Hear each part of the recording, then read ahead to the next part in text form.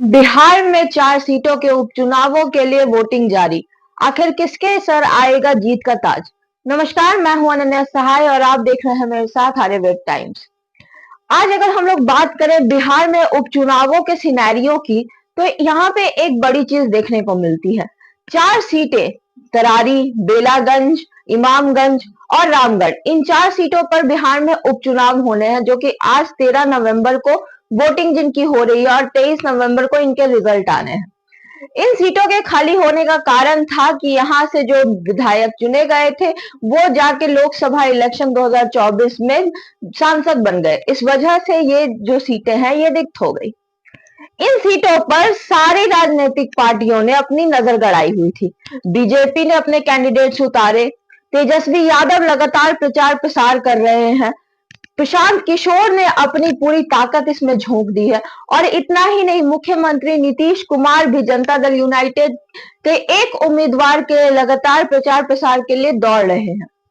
अब यहाँ पे बात ये उठती है कि जहां एक और तेजस्वी यादव ने उपचुनावों का नाम आते ही सरकार पे हमले बोलना शुरू कर दिए थे, सरकार के खिलाफ मोर्चा खोल दिया था और उन्हें ये लग रहा था कि सिर्फ नरेंद्र मोदी को, नीतीश कुमार को टारगेट बनाने से वो इन उपचुनावों के सीटों पर कब्जा जमा सकते हैं।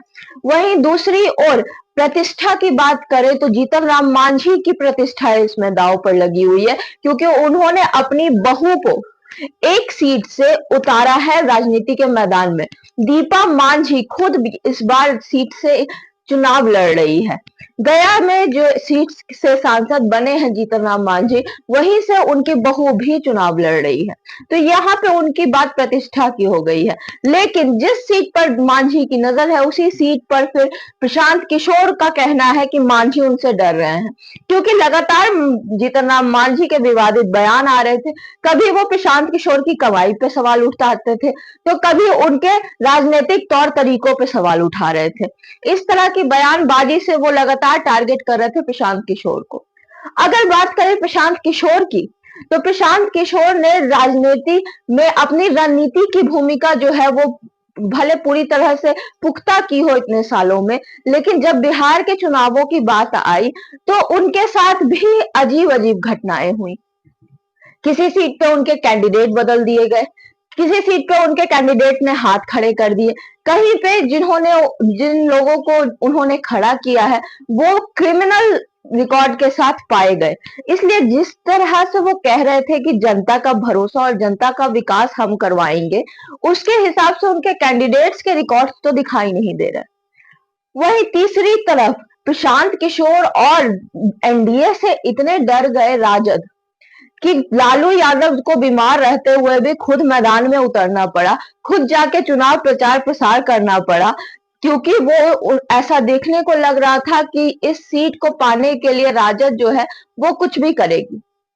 तरारी, बेलागंज, इमामगंज और रामगढ़, ये 4 सीटें हैं जिन पर उपचुनाव हो रहे हैं और इन्हीं 4 सीटों पे खींचातानी भी चल रही है। कहीं एक सीट पर जेडीयू के उम्मीदवार खड़े हैं, कहीं बीजेपी की ऑलरेडी सिटिंग सीट है, कहीं पर सुधाकर सिंह के भाई उतर गए हैं मैदान में, जिस वजह से सुधाकर सिंह ने अपने बयानों से लगातार ही बीजेपी को धमकी दे डाली।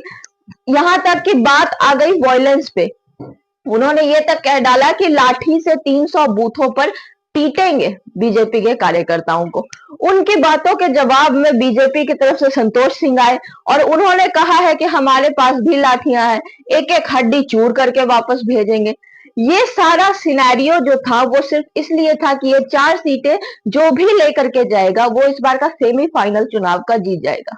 2025 में बिहार में विधानसभा चुनाव होने हैं, उसी को लेकर के यहाँ पे अपना शक्ति प्रदर्शन हर एक पार्टी कर रही है। अब सबसे बड़ा सवाल ये उठता है कि शक्ति प्रदर्शन तो सारी पार्टियों ने कर दिया है, लेकिन इस शक्ति प्रदर्शन के बाद भी जनता किसे अपनाएगी? जनता की नजर में किसका ओहदा जो है वो ऊंचा उठेगा और किसके शक्ति को ही माना जाएगा कि आखिर बिहार विधानसभा चुनाव में इस शक्ति को लेकर के वो आगे बढ़ेंगे, ये देखना काफी दिलचस्प होगा। अगर आपके मन में भी इसका कोई जवाब है, आपको लगता है कि हाँ भाई ये पार्टी जो है ये इस बार की बाजी मार लेगी, तो हमें कमेंट करके जरूर बताइए। तब तक के लिए बाकी अपडेट्स हम आप तक पहुंचाते रहेंगे, हमारे साथ बने रहिए और देखते रहिए आर्यवेद टाइम्स। धन्यवाद।